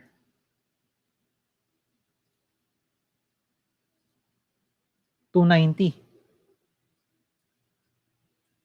Uy, medyo malapit-lapit na pala siya. Actually, etong candle na to, nung Friday, I would consider this one already as untog. And it closed lower. No? If I have VUL, I'll hold. Pero if tomorrow mag-close yan below 260, I'll consider selling, even partial. Kung wala naman akong hawak na VUL, I'll wait for the breakout na lang. So pullback from breakout yung hihintayin ko kay VUL. Okay? For Lester, GMA 7. Okay? For GMA 7, ang range ko is between 590 hanggang 650. And kanina 641 na siya. So malapit na siya dun sa resistance level ko. If I have GMA, I'll hold. Pero I'll watch out na in the next 1 to 2 days. Titingnan ko kung anong gagawin niya rito sa resistance. Ibe-break ba niya o mauuntog? At the sign of weakness, pag nauntog, partial sell or full sell ako. If wala akong hawak na GMA, I'll wait. Yun nga, pullback breakout. Yun yung hihintayin ko sa kanya. SMPH. SMPH. Yan. So for SMPH naman, ito, range ko is between 3407 hanggang 4265. No? Gusto ko yung again ginagawa niya, no, na nagkakaroon siya ng higher lows. Ang ibig kong sabihin ng higher lows is etong part na 'to. So ito yung mga lows niya, 'di ba? Yan, nagkakaroon ng higher lows. So I do like that, and I hope na magsunod-sunod or mag-continue siya, okay? If I have SMPH, I'll hold. I'll set my cut loss at 36 pesos. Kung wala akong hawak na, ay 36 ba? Masyadong maliit yung 36. At least on the current price kanina, ha? Oh. Yeah, I would go with 36 na pala sa kanya. No. Sa cut loss, ha? Now, kung halimbawa mag-aabang pa lang ako for SMPH, I'll wait. I'll wait between 34 hanggang 35. Dun sa level na yon. And then, target ko for both is 42.65. For RJ, BSCM, ang dami naman. I'll go na lang RJ with sige, BSC tsaka ay tapos na si MM, so MPI na lang. By the way guys, pasensya na kung ano, medyo matagal ako kasi I know it's already 9:26 pero ang binabasa ko pa lang until now is yung mga nag-post kanina pang 9:13, 9:13. Okay, so pasensya na. Pero I hope madaanan natin yung mga stock na gusto rin ninyo along the way. Okay? So wala sanang magtampo kung hindi ko pa nababasa yung specific ninyong mga request. But let's see, I think maano man. And for those na naabutan ko na or hindi nakaabot nung ni-review ko yung stock nila, don't worry. Kasi as I've mentioned, I'll post the timestamp after later on nung mga topics na pag-usapan natin, which is napakarami kanina, yung mga questions ninyo, I'll post yon with timestamp, pati yung mga Q&As and ito, yung mga stock reviews. Post ko lahat yan dun sa YouTube channel. Okay? So, ulitin ko, BSC. BSC, ayun, range ko sa kanya is again 1 peso hanggang 190. And right now, it's 105 na. So, if I have BSC, I'll hold. I'll set my cut loss at 1 peso. Kung wala naman, I think it is still between my buying area. My buying area here is between 1 peso hanggang 120. Okay? But then, once again, cut loss ko is 1 peso. Target, 190 pa din for both. Next, MPI. Ayan. For MPI naman, ayun, at least kahit of ano, no, for 17, nag-hold siya dun sa stock na yon or dun sa level na yon. For 17. Ang next target ko sa kanya is 550. If I have MPI, I'll hold. And then, cut loss ko is still nasa 420. Kung wala naman akong hawak na MPI, I think within my buying range pa rin naman siya. No? From 420 hanggang 440. Okay. Next. For Sena UPM. Sena, itong UPM, same thing Wala akong narinig na catalyst dito. And this is a low value stock. Mukha lang siyang mataas, no, at 851 million. Pero ang average niya, yun yung ibig kong sabihin. Okay? So, because of that, wala. I won't go with this one, Sena. Kung wala ka pang hawak na ito, I think there are a lot better stocks na mas appropriate or mas maganda kaysa sa mga ganitong klase. Simon, tapos na si Converge. Dito, I think Darren, si Dito na mention ko na siya kanina pa, yung dun sa ano natin, no? Mas kumpleto yon. Don't worry, you can review that na lang. Mas kumpleto yon. If I go with that again, mabilisan na lang Okay, so review that. I think it's about 5 minutes, 7 minutes sa discussion on Dito. Kung ano yung mga pwedeng gawin sa kanya. Okay. Maraming ngayon pati si Sofia. Pero JFC naman yung sa kanya apart from Okay. For JFC, ayun. Ito yung kinakatakutan ko kay JFC nung Friday Sabi ko, I hope na ma-confirm niya tong resistance na to at 183. Yun nga lang, nag-close siya at exactly 183 pa rin. no? So siguro if I have JFC, no, I'll hold, pero I'll be watching out for tomorrow kasi importante na yung 183 mag-hold. Ibig sabihin, mag-close siya above uh, that price. Otherwise, pag bumagsak siya dito, then that will be my sell signal. No? So I can maybe go with partial sell, just to take profit ha. Pero kung halimbawa deads ka na dito, I mean kung halimbawa mataas yung presyo ko, then ano na, I might consider selling na lang, 'di ba? Converge tapos na, Vernon, Meg, BSC. So Meg. BSC kasi tapos na, 'di ba? So for Meg, ayun. Range ko is between 380 hanggang 438. Okay? And if I have Meg, I'll hold. I'll set my cut loss at I'm thinking 390 pero baka masyadong so pwede to. 380 pa din. 380 ang cut loss level ko for Meg. Same thing as a support, kung wala akong hawak, doon din ako mag-aabang. Target ko 438. Okay. Alfred, RRHI, ayun, wala, nahulog na talaga to si RRHI. Basag niya yung dalawang support level plus ito. Saan yung next na niya? Naku po. Marakahan ko na tong huling part na to. Tama ba? Yung ba yung huli? Hindi pa pala. Ito, 45 ang huli.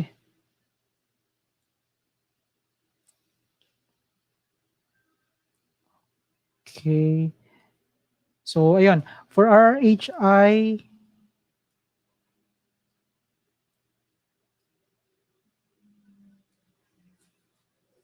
since nahulog na siya dito, and downtrend pa, RRHI is on a downtrend. No? So, if this is the case, I'll sell RRHI and then hanap na ako ng ibang mga stock. If gusto ko talaga siya, then I'll wait na lang, no, na maka-establish siya ng maganda rito sa 57 to 60 na levels. Yun yung hihintayin ko. Ani. Kay Ani naman is this one. Ang range ko is between 595 hanggang 875. Okay? And if I have Ani, I'll hold. I'll set my cut loss at 7 pesos. Okay? While kung wala naman ako hawak na Ani, I'll wait. Hintayin ko siya sa 6 pesos. Okay? Kasi although sideways pa naman siya, ito lang, itong support na to at 702. Ito yung nakikita kong pinaka-importante sa kanya right now. If this one holds, then that's good. Kung hindi, then pwede ko siyang antayin sa 6 pesos. 6 to 650. Okay? Next, Seb tapos na, Bloom. Si Bloom naman, ayun. Ang range ko is between 715 hanggang 891. Right now, gitna, 785. So, with this one, I'll hold. I'll set my cut loss at 740. Kung wala naman akong hawak, I'll wait sa 715. 715 to 720. Okay? And then both, target ko will be 890. 890 hanggang 9 pesos. Okay? PGOLD tapos na, ACEN. O ano, si ACEN. Tapos ko na yata to si ACEN.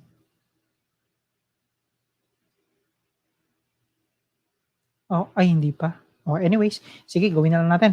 Again, range ko is 520 hanggang 942, no? And if I have ACEN, I'll hold. I'll set my cut loss at 7 pesos.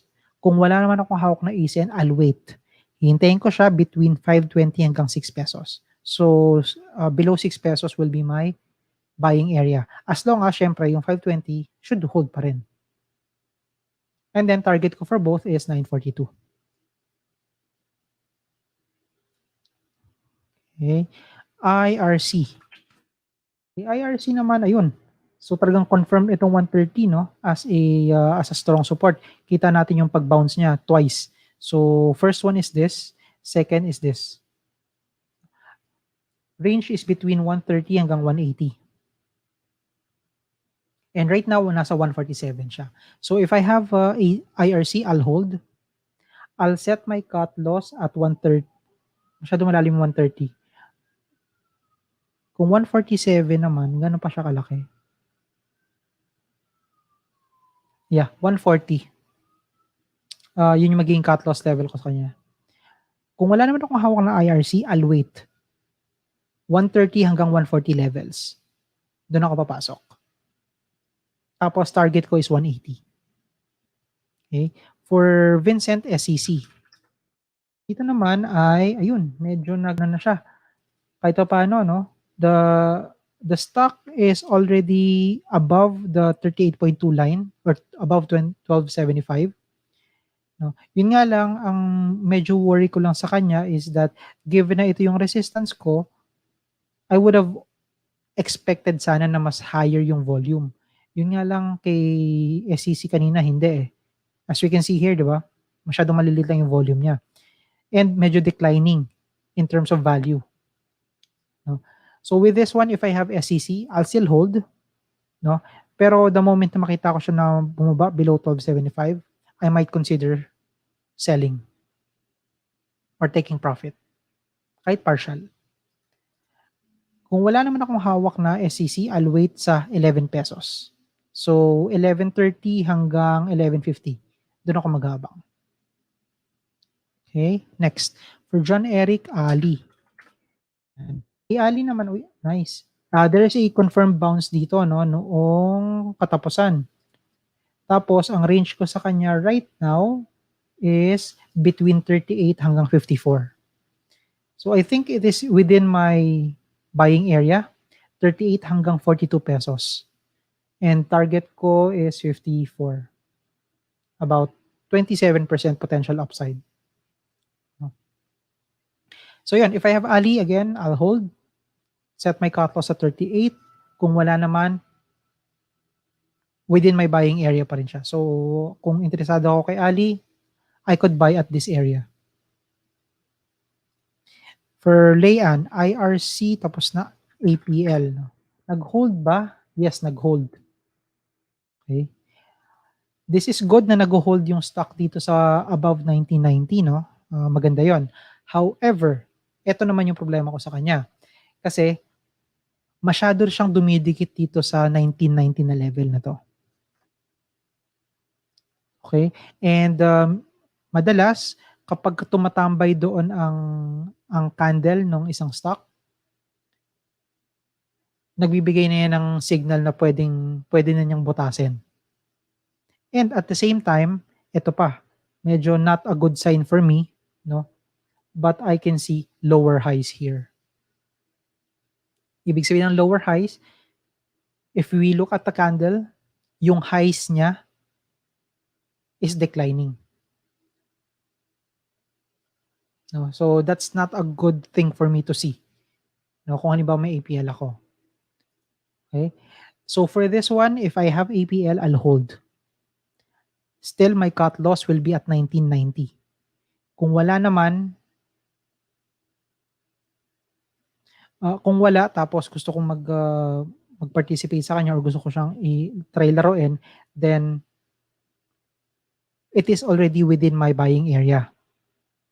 Pero syempre, 1990 will be my cut loss. Kapag bumaba yun, then cut na agad. Okay. dito in ACEN, tapos na sir. LTG. Si LTG, nice. Nice. Okay. Kay LTG, if I, dahil nag-breakout na siya dito sa 4090. So, I do like that. However, nagkaroon naman siya ng mabilisang red candle kanina, no? Plus the fact na relatively low ang volume niya. Okay? So if I have LTG, I'll still respect yung support na to at 1490. So I'll hold. I'll set my cut loss at 1490 pa din. While kung wala naman akong hawak, yeah, within my buying area pa rin naman siya. And I'll just have to make sure that I have my cut loss set up as well. Okay? Next. For NIKL DDMP, wala pa tayong DDMP dahil hindi pa siya listed. Pero yeah, NIKL, don't worry kasi maglalabas ako ng video about DDMP. My personal review on that. No? Hinintay ko lang talaga yung dates kasi para at least kompleto, no? Ibig ko sabihin by dates yung kailan ang offer, kailan ang listing. So yun yung wala pa kasi hanggang ngayon. Or at least hindi pa confirmed. Once I have that, I'll post. Okay? Marisa pa, tapos na ba?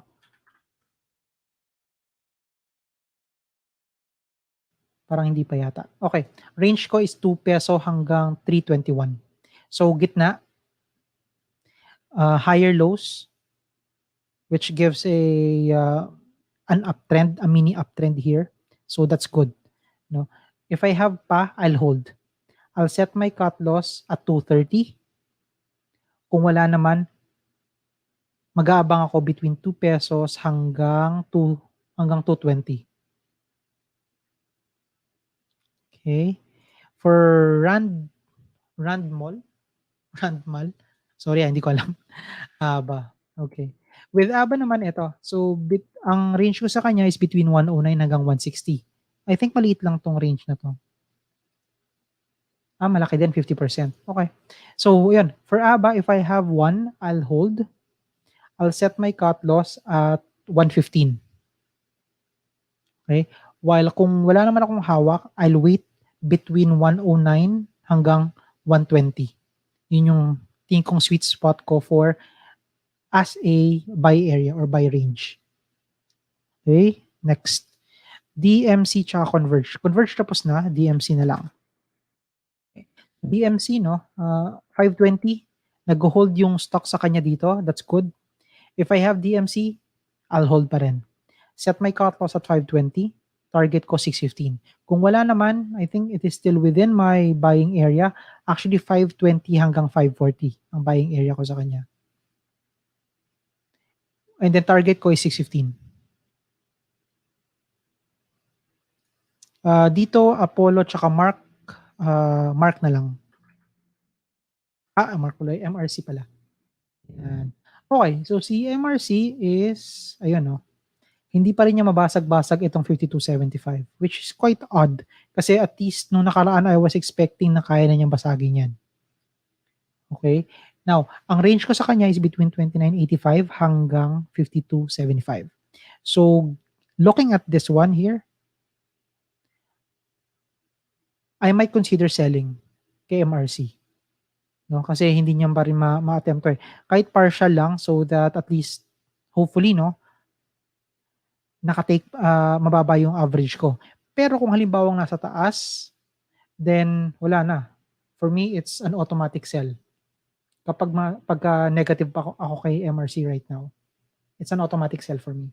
And then nahanap na lang ako ng iba pang mas attractive na stock. Okay, next. BDO-MBT. So, banks, no? For banks kasi, maganda yung ano nila ngayon kasi since the economy is already on a recovery phase, then yung mga magbe-benefit kasi on our recovery here are banks and property. Properties na merong mall, yung mga merong malls. Okay, so I think sila yung mas magbe-benefit sa recovery ng economy. No? Now, on the technical side, itong kay BDO, ang range ko sa kanya is between 85.27 hanggang 115. So if I have BDO, I'll hold.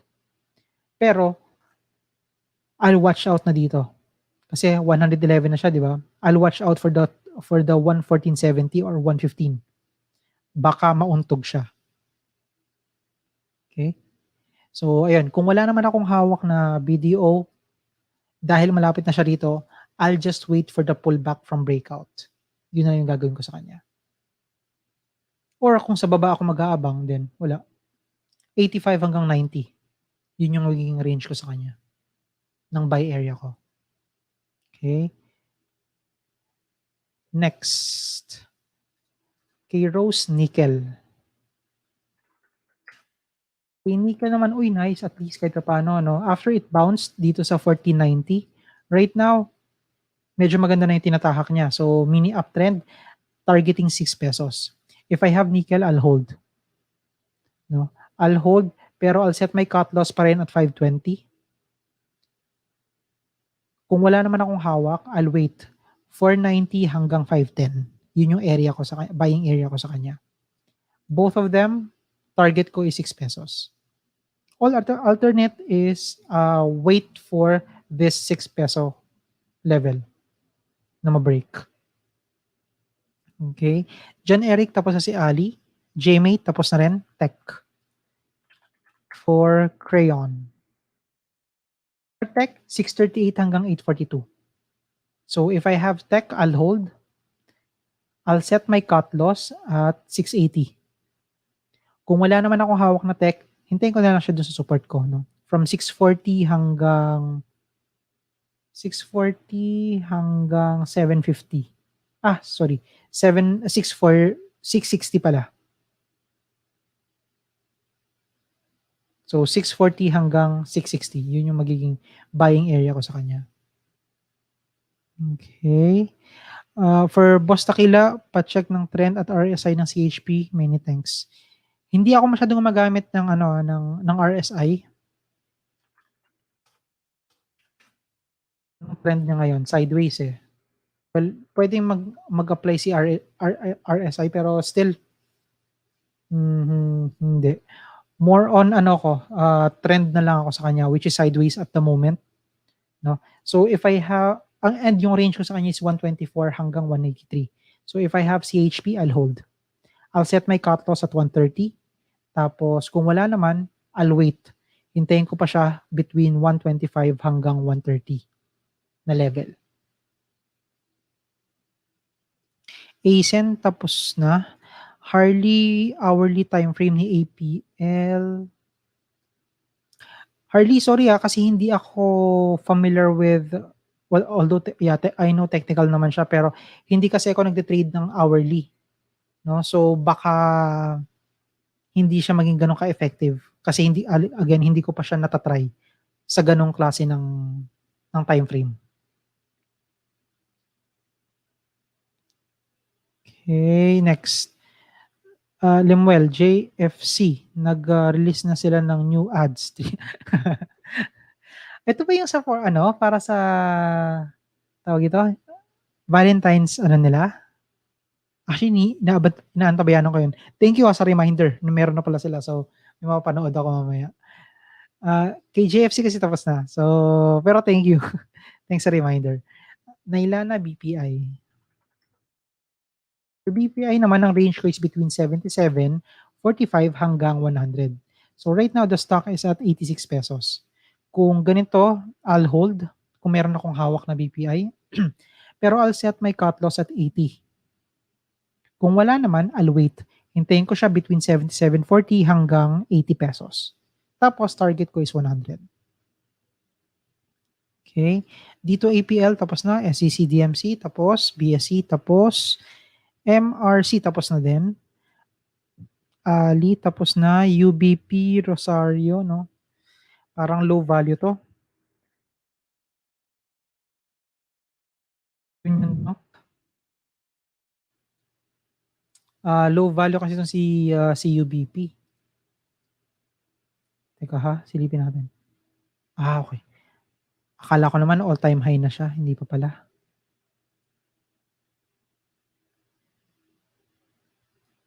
Okay, let me just try to find mga levels of resistances. Ayan, okay. So for UBP, no, ang range ko is between 67 hanggang 78. So medyo malapit na siya doon, 75 na siya eh. If I have UBP, I'll hold. Antabayan ako na siya dito for a potential take profit at 78 pesos. Okay?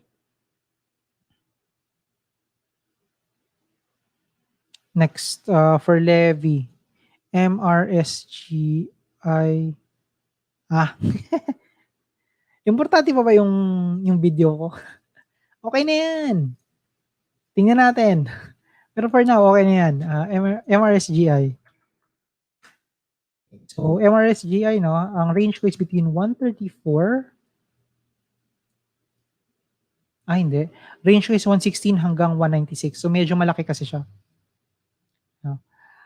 Kung may hawak akong MRSGI, I'll hold. And then, I'll set my cut loss at 134. Target ko, 196. Kung wala naman, I'll wait. Hintayin ko siya sa area ng, I doubt aabot po siya ng below 120 at its current price. No? Pero kung mag-aabang ako sa kanya, siguro I'll wait between 120 hanggang 140 level. Doon ko siya hintayin. Next is IMI. Yun, okay. So si IMI nauntog na. Okay, asan yung nauntog? Etong candle na to noong Thursday. No. Yung long wick na yan, and then nakita natin, no, nag-register na siya ng dalawang lows. Okay? So for IMI, if may hawak akong IMI, actually I would consider selling, no? But then again, depende yun sa average price. Kung mababa naman, then pwede na ako mag-take profit kahit paano. And then hintayin na lang siya na bumaba pa ng konti between 11 pesos hanggang 11.50. Kung wala naman akong hawak, ayun, 11 hanggang 11.50 ako sa kanya. Or, again, wait for the 13.95. Lance, tapos sa JFC. Patrick, tapos sa BSC, si OV. Tapos na rin natin si OV, di ba? Okay. Pero still, no, kay OV kasi, although may catalyst ito, yun nga lang, for me, is a low value stock kasi si Philodrill. So, but anyways, range ko sa kanya is between 12 hanggang 19. 0.12 hanggang 0.19. No? So, ayun na lang. If I have OV, I'll hold. Cut loss ko will be 0.13. Target 0.19. Ano impact ng mga stocks na pumasok o lumabas sa different indices? Malaki. If pumasok yun sa index, then depende kung ano ibig mo sabihin by lumabas. MSCI ba to, James, or sa blue chips na index? Kung blue chips na index, then yung matatanggal will be, I would expect na baka mag-dump ang mga investors dito. Tapos yung papasok, syempre, bibilhin yan. Kung MSCI rebalancing, depende kung saan siya papasok. Small caps, mid caps, large caps ba ang pinag-uusapan natin, or totally matatanggal? Kasi kung totally matatanggal, then baka may dump din na mangyari doon. Okay. Next. Converge tapos na. Sena tapos na sa... Okay, sorry kasi hanggang ngayon 9:15 pa din yung binabasa ko. Kasi masyadong madami. But I hope na-review ko karamihan ng mga request ninyo. So at this point, dahil 9:54 na, ang gagawin ko, pupunta na ako doon sa pinakababa. Sa newest na ako. Okay? Newest. Or latest. Kung meron man. Okay? And then dito na ako pick up ng mga bago. So pasensya na. Don't worry kung sakali popost ko naman yung mga mga timestamp. Okay? Sabi ni Jude dito, Chelsea. Chelsea, ang range ko is 422 hanggang 656. So, nag-bounce na siya from 422, which I like. Ngayon, 656 na yung target ko sa kanya. If this continues, kung may hawak akong Chelsea, I'll hold. Okay? My cut loss will be at 450. Yung target ko naman 656. Kung wala, mag-aantay ako sa 422 hanggang 450. Hanggang 450. Okay? Doon. Next, may nabasa ako kanina eh. Ito, yung kay James. So, BSC tapos na. I'll go with green. Kay green, ayun. So, nag-hold naman itong 290 which is good. No? If I have green, I'll hold and then I'll set my cut loss dito sa actually 290 din. No? So, ibig sabihin pagka nag-close siya below 290, then that could be my sell signal. If wala naman akong hawak na green, same thing, no? Kasi I find 290 as the support eh. And then, ang target ko naman sa kanila for both is 350. Okay. Apa ba? For Aichi Tugs, nauntog nung nakaraan, tingnan natin, no? Nauntog ulit siya ngayon. Unfortunately. So, nauntog siya dito noong Friday. Paano ko nasabi na nauntog? Dahil lumapit na siya dun sa resistance line and then, kanina, nag-close siya lower. So, yun yung tinutukoy ko na untog. If that's the case, kung may hawak akong tugs, I'll sell, kahit partial. Kung wala naman, I'll wait. Hintayin ko siya between 120 hanggang 125. Tapos magta-target ako ng 150. Okay, ano pa ba? Tingnan ko dito ha. Sige, fruit. Hindi ko tapos si fruit. Uy, nice. Breakout kay fruit at 147. Tapos, target ko is 206. Yun, if I have fruit, I'll hold. I'll set my cut loss at 147 or even 150. Kung wala naman, I think within my buying area pa rin naman siya, no? 147 hanggang 160 level. Yun yung buying area ko for fruit. And then both target ko is 206. Okay? Sige, Meralco. Yung Meralco, ayun. After niyang mag-bounce dito sa 281, kanina may pullback candle ng maliit, no? Ang range ko sa kanya is between 250 hanggang 314. No? And right now, itong 280 is marking my cut loss point. If I have MER, I'll hold.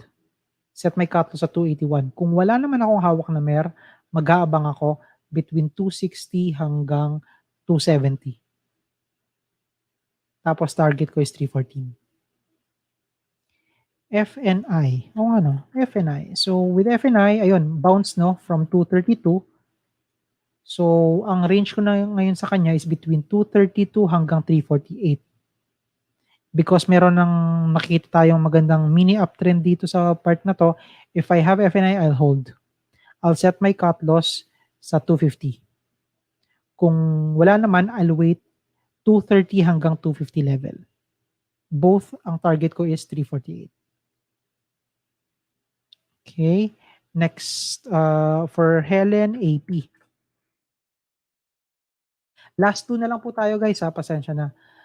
Last two. So, for AP, I'll hold, ayan, ang range ko is between,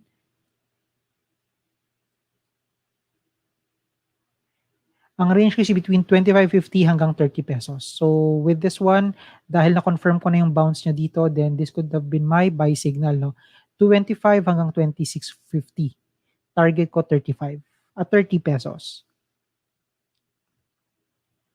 Okay. Ano pa ba rito? Palmer MG tapos na or wag na yung or. Ano ko na lang, I think may mga mas better stocks pa apart kay or kasi wala akong catalyst kay or eh. Fermon, DNL.